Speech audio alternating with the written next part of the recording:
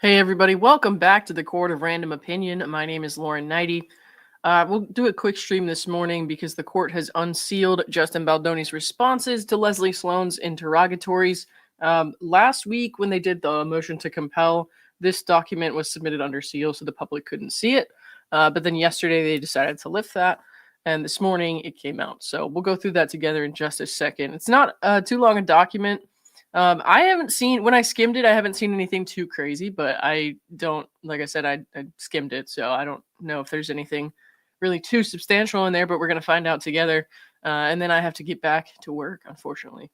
So, hey, what's going on, man? Thank you, Mods, LAR trainer. In just a second, okay? I got to just get this pulled up. All right. Okay. Not going to waste any time this morning. Let's see. This is pretty standard. General objections. It's kind of the same type of stuff we went over in the other one. So we went over the request for, I think it was documents or something like that related to her, like what she was asking for last week, because that did come out with the actual motion to compel.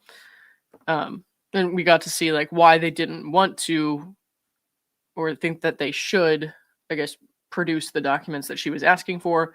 Some of it didn't really make sense. Remember, she was asking for, stuff related to his past, self-declared porn addiction that he has openly talked about in the past, which doesn't really seem to have much to do with this case, much less Leslie Sloane.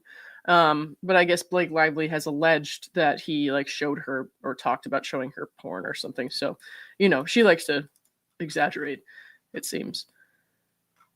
Unless you consider a still photo of a home birth where no genitals are showing to be porn, but hey, that's just me. I don't think that's porn. All right. Yeah, we don't need to go through these one by one or anything like that, so we won't do that. Okay.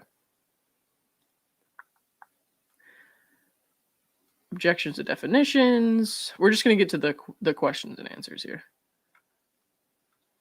I'm like half awake right now. Sorry. Oh, yes. Please don't forget to hit the like button. That helps. Okay. Interrogatory number 1. Identify any person believed or known by you to have any information or knowledge concerning any event, fact, matter, act, allegation, or issue included in or raised by the complaint or amended complaint you filed. Oh my God, that's a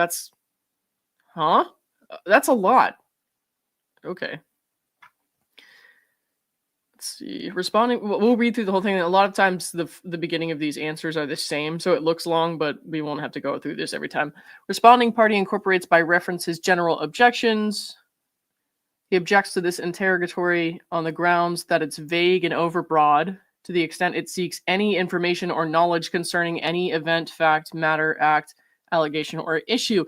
So that's certainly what it seemed like when I read that prompt there. And I'm thinking well, maybe it's just because I'm not a lawyer. I'm not used to this stuff. I'm just reading this as a layperson. But no, that definitely seemed extremely broad. That is a lot of, that's a lot. You're asking for a lot there. And I'm not sure most or, most or all of that would be relevant. Let's see. Responding party further objects to this interrogatory to the extent it is not proportional to the needs of the case or relevant to the claim or defense of any party. Responding party further objects to this interrogatory on the grounds that it is vague and to complaint and amended complaint, neither of which are defined terms. Responding party further objects to this interrogatory to the extent it seeks the disclosure of information or documents protected by the attorney-client privilege, work product doctrine, or any other applicable privilege or protection. Responding party further objects to this interrogatory on the grounds that it is premature as discovery remains ongoing and information responsive to this interrogatory may not yet be ascertained. Subject to and without waiving the aforementioned objections, responding party incorporates by reference the Wayfarer Party's Federal Rules of Civil Procedure 26A1 initial disclosures dated February 18th. All right. Number 2, identify the location of any documents concerning any event, fact, matter, act, allegation, or issue included in or raised by the complaint or amended complaint. What? Okay. Location of any documents. To me, that just seems weird because they had that whole request for documents. So I'm like, why are you then in the like kind of? All right, that just seems weird to me. But again, this could be totally standard, but I'm not a lawyer, so I don't know that. Let's see.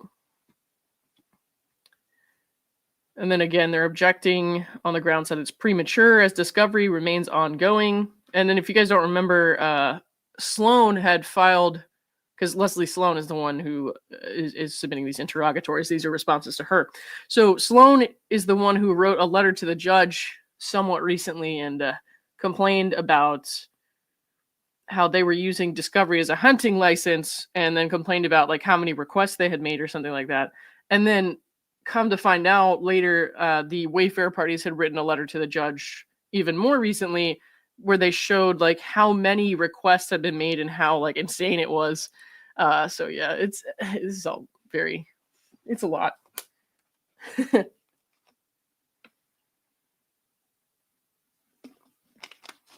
right.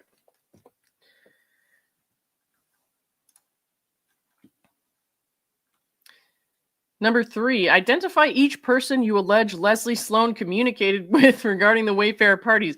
Okay, you're going to need to be a little more specific in regards to what? I think I know what they're getting at, but still, that's a... Okay. See, general objections. Objects to the extent it's not proportional to the needs of the case or relevant to the claim or defense of any party. I mean, it might be. It might be, but you have to be more specific, I think. Responding party further objects on the grounds it's overbroad. Let's see.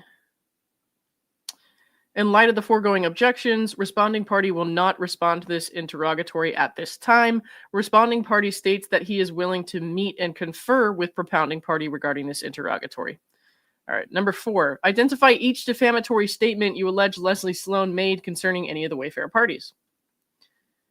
It's pretty much the same deal. Willing to meet and confer. Here it is, meet and confer on this one. Identify each of the malicious stories portraying Baldoni as a sexual predator, as alleged in paragraph 8. This is number 5. Let's see. Again, not responding at this time. Willing to meet and confer regarding this interrogatory.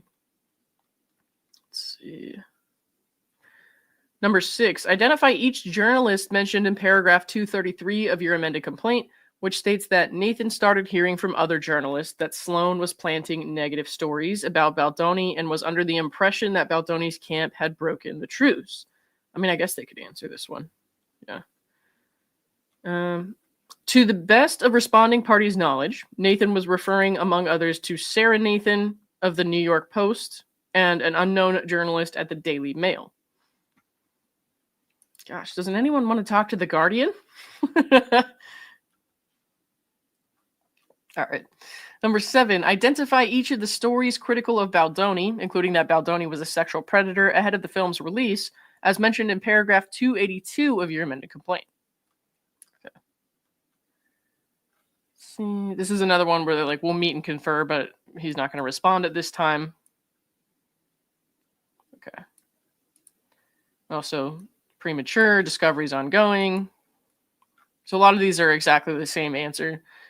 So I don't want to go word for word on these guys, but I will post the document like always afterwards. If you are dying to go through each paragraph word by word, you can do that to your heart's desire. That's fine. But I do have to get back to work. So we're just going to skim at this point. Let's see. Interrogatory number 8. Itemize and state the total amount of damages you claim resulting from the alleged actions of Leslie Sloane, and describe in detail how you calculated this figure. God, I fucking hate math. I object on the grounds that I hate math. All right. Responding party incorporates by reference his general objections as if fully set forth in response to this interrogatory. Premature as discovery is ongoing. Let's see. It seeks the disclosure of information or documents protected by the attorney-client privilege, work product doctrine, etc. It is compound, overly broad, and unduly burdensome to the extent it seeks a detailed damages calculation at this stage of the proceeding. All right. And that's it, guys. So there's nothing like too crazy in here. Like I said, mostly it's just like we're not going to answer this question right now. And I know when we mentioned it was going to be unsealed, that a lot of that were people speculating. It's going to make him look bad, but they're okay with it. They think it's a good trade-off. Like sometimes it's just not that deep, man. I guess it's just not. And like I'm learning as well as everyone else here that like some of these procedures are just like, okay, there's nothing that exciting behind them, but still we're not privy to some stuff right away, and that's just how it goes. I even though this wasn't the most exciting thing ever, I will go through each and everything that comes out because I need to know that I've looked at everything and that I'm forming an opinion based on everything that we have available. And so I don't mind that. I don't mind that it's not the most exciting document in the world, right? I know it's not the most entertaining thing to watch me sit here and read that, but I appreciate you doing it anyways. And I tried to make it so I didn't, drag it out too long.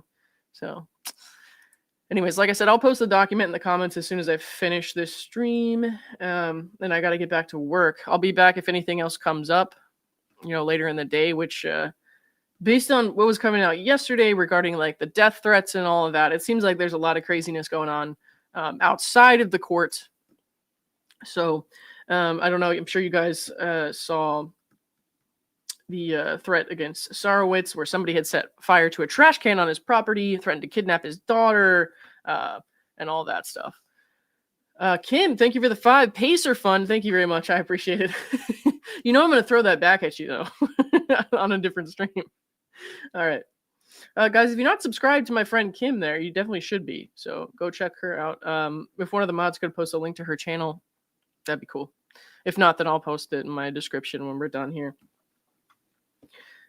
I completely lost my Wednesday. You lost your Wednesday. What did you do? I mean, that could be a good thing or a bad thing, I guess. Do any of you sleep? It's almost like 7 a.m. here. Well, it is almost 10 here, and I've been up for a couple hours. So when I say been up for a couple hours, I mean I've been up, but not necessarily awake. Not fully, anyways. Okay. All right, guys. I'm gonna go ahead and sign off here because, like I said, I'm gonna need to come back later if anything else comes up, and I'll post the document in the comments of this stream once this is over. So thank you. I appreciate it.